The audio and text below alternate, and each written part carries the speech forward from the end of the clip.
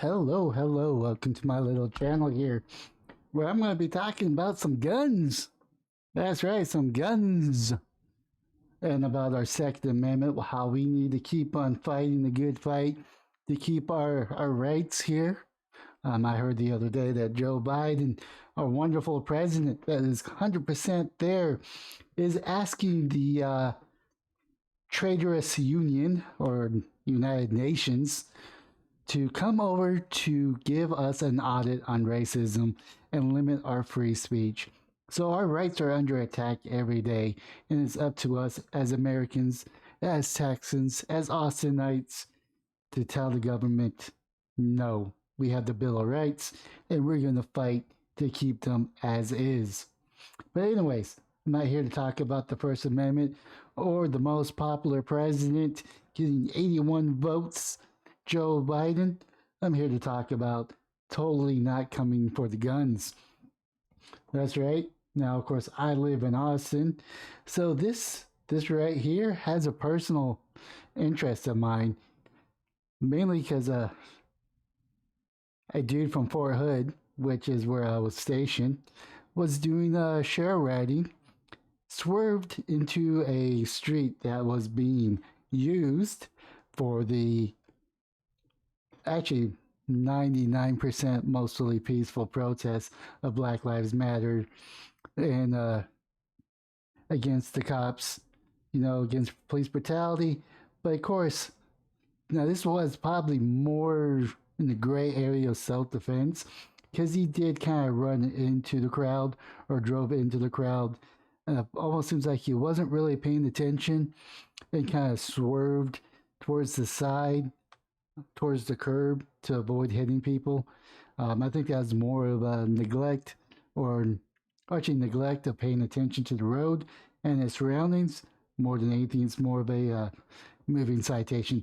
But either way, the case against the driver charged with killing an armed Black Lives Matter protest in self-defense in Austin will continue after the state district judge on Wednesday disagreed with the defense allegations of prosecutorial misconduct and denied motions to dismiss.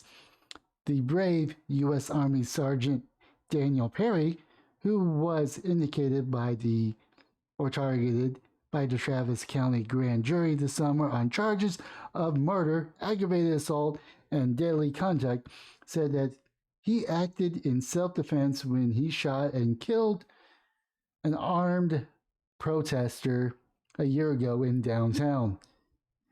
Since the indictment, Perry attorney has filed several motions accusing the district attorney Jose Garza in manipulating the grand jury system.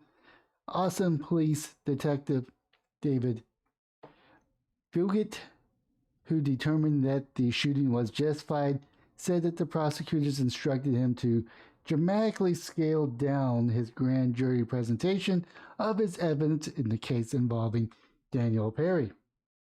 My understanding is that it was self-defense. They were going to rule it self-defense as the detective or the police, but the district attorney, the DSA, the Democratic Social America, Jose Garza, told him, no, you're going to make sure that this guy looks guilty so we could get a conviction, so we could wrongfully convict him for murder when it was clearly self-defense. When Fugit asked the prosecutor if he would face any ramifications if he did not edit his presentation, they resent him an email simply reaffirming the subject he was not allowed to mention in his testimony. That was when the conduct of the district attorney went from highly unethical behavior to criminal behavior, Fugit wrote in the affidavit Monday. On Wednesday, the state district judge Cliff Brown disagreed, reading affidavit on his face, did not find anything to be legally or criminally coercive, Brown said. Of course, the judges are going to protect their own. By law, prosecutors do not have an obligation to present favorable evidence to a grand jury, Brown said. Dismissing an indictment would require ignorous conduct, and Brown saw nothing that rose to that level. I am not prepared to jump across the chasm with you that the prosecutors have engaged in some criminal conduct. Brown says he knows that Fugit and holds him in the highest regards, but added that Fugit was the only one witness to the grand jury. Travis County District Attorney Prosecutor made this a point well. Fugit only knows that he presented to the grand jury, and he doesn't know what evidence was presented outside of his testimony. The state made a thorough and balanced presentation of the evidence to the grand jury in keeping with the obligations under the law. Yada, yada, yada, yada. So, trials moving forward. This is the issue with grand juries. They're usually behind closed doors. They present enough evidence to say that can move to trial, and trial is where the real fight begins. But I'm not done here. So, this is a DA going after a gun owning person that used his weapon in self-defense and wants to throw the book at him. That's just my opinion. You can leave a comment down below if you disagree. I really don't care. I mean, like I said, it's kind of a gray area in self-defense. The videos I saw is that the sergeant wasn't really paying attention to the road, swerved, and tried to miss people as they were marching across the street. They stormed the vehicle. You got this person right here with an AK running up to the vehicle. He takes out his handgun, pops him a couple times, and drives off. I mean, the guy is an idiot to have an AK running up to a vehicle like he is some badass. But not that I do not. I mean, of course, there's a loss of life, and it's always kind of unacceptable. But he kind of asked for it by running up, not knowing if the person had a gun or not. So, like I said, kind of a gray area. But gun maker Remington, I know this is old news, offered $33 million to settle Sandy Hook lawsuit. I think this is in the advertising, the way they advertise their weapons. The manufacturer of the assault, not really assault rifle, but I guess assault rifle because it looks like the M16 and M4. A manufacturer with a assault looking rifle used to kill 20 school children and 6 adults in 2012. Sandy Hook massacre offered $33 million in lawsuits from the families of the 9 victims. If accepted, the proposal by Remington would mean that each family would receive $3.66 million, substantially less than the sums that they were seeking in February. The court filing, lawyers estimated that the wrongful death claims likely totaled the excess of $225 million, rising above the $1 billion with punitive damages. Attorneys from the family, Josh Koskoff, said the families would consider their next steps in response to the offer by Remington, an Alabama-based company that was one of the nation's oldest, largest, and best-known gun manufacturers before filing bankruptcy in 2018. The monster used the Remington Bushmaster rifle to commit the murders at Sandy Hook Elementary School. Yeah, kind of goes into that. Remington argued in defense of the lawsuit filed in 2014 that the monster is the only person responsible for the killing, which is true, and that is a firearm which belongs to the monster's mother, which legally manufactured and sold. The company which emerged from the first bankruptcy under control of the creditors with the second bankruptcy declaration in 2020. So pretty much we're going after gun manufacturers. Can I go after Ford? Can I go after Chevy? Can I go after Honda whenever a drunk driver kills my family members? This is opening the floodgates. Now this is, I think the crux of the argument, or the, not the crux, but the main argument is how the Remington was advertising the gun into the public. But let's be real here. I'm pro-gun, and I understand that the gun is a tool. It is a tool to hit a primer in a round that fires a projectile at extremely fast pace that can cause lethal damage. We know it's a tool that is to use to poke holes into targets, poke holes into black tins, poke holes into animals that we're hunting so we could harvest their meat. And in the unlikely and unfortunate case, self defense. And in the extremely unfortunate events, harming innocent people. I do understand that it is a big responsibility and a big burden when it comes to defending firearms, just because I know what they can do on a personal effect. I mean, I've actually seen war. I was actually deployed in Iraq the second year. I was the part of the group that replaced the initial attackers. So I know what these weapons can do. I know the carnage that some of these can do. But it is our right in the Second Amendment that if we are not criminals, we have the right to bear arms, and that right shall not be infringed. To make matters worse, that they're totally not going after our guns. Mexico sues U.S. gun manufacturers over armed trafficking. That is right. We got a foreign country coming after our gun manufacturers. This will be on the same token as them going after Ford, Chevy, where are some other American? Tesla. I think our American cars are actually starting to dwindle because I think it's just GM. Actually, I think Chevy's part of GM. So we got GM, Ford, and I think they're actually owned by someone else now, and Tesla, and maybe a few other cars. The Mexican government has sued some of the biggest gun manufacturers, accusing them to fuel the bloodshed through reckless business practice. Now, keep in mind, this is a sovereign country. They are in control of their own laws, they're in control of their own military, they're in control of their own police. Now, I understand that that's not an entirely true statement and that the drug cartels really control Mexico, but they are considered a sovereign country. The lawsuit alleges that the companies knew that they were contributing to illegal arms trafficking, which has been linked to many deaths. Officials said Mexico to seek as much as $10 billion in compensation, though any amount will be decided by the court. The companies have not yet commented. They include Smith & Wesson, Beretta, amongst the others. The BBC have contacted both companies for comments.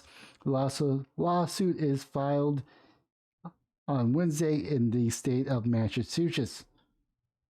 The gun manufacturers are conscious of the fact that their products are trafficked and used in illicit activities against civilian populations, and authorities of Mexico. The Foreign Ministry said in a document related to the lawsuit, Mexico said that the companies had used marketing strategies to promote the weapons that are even more lethal without mechanism of security or traceability.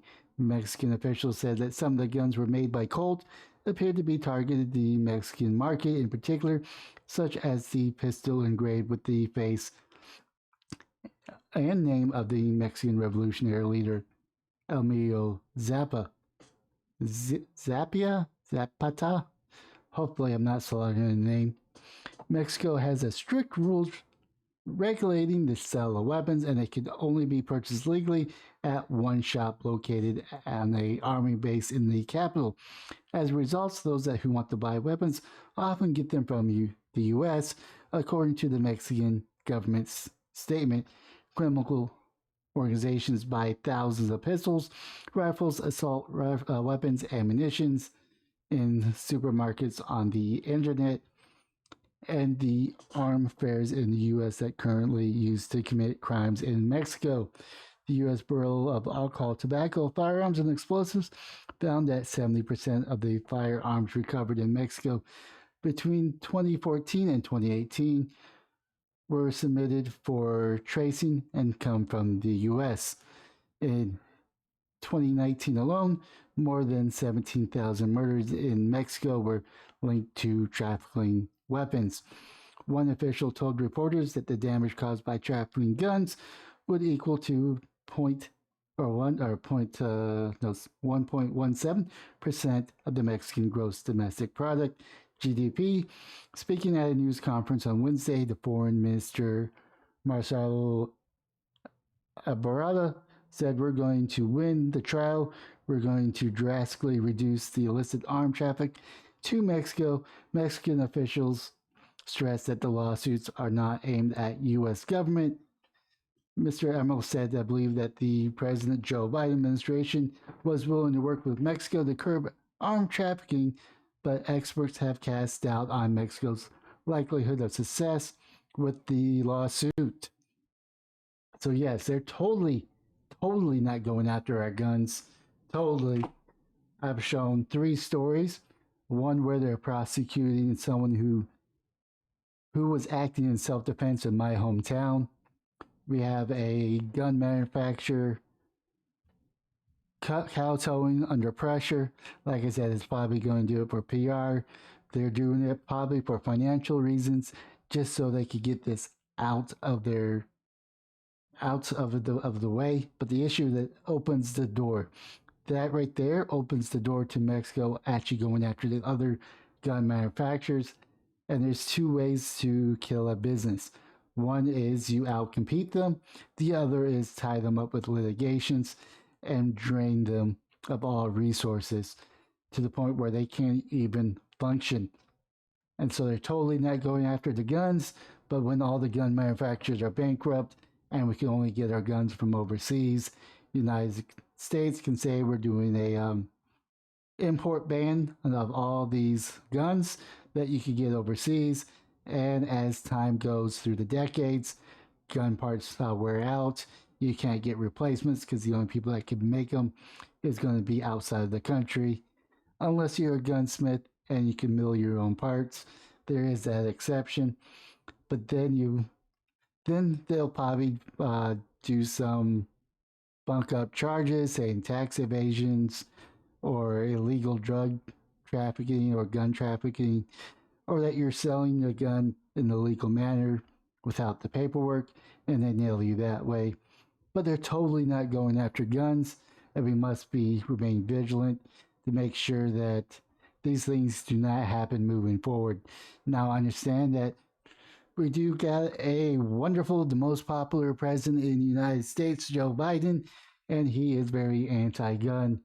So, in a year, we get to elect people to the House. I recommend voting all of those losers out. I think 1/3 of the Senate is up for re-election at a federal level, but most importantly, you need to get involved on a local level. That's right. You need to get involved in your city. Make sure that your city's on board to being pro-gun, and your county.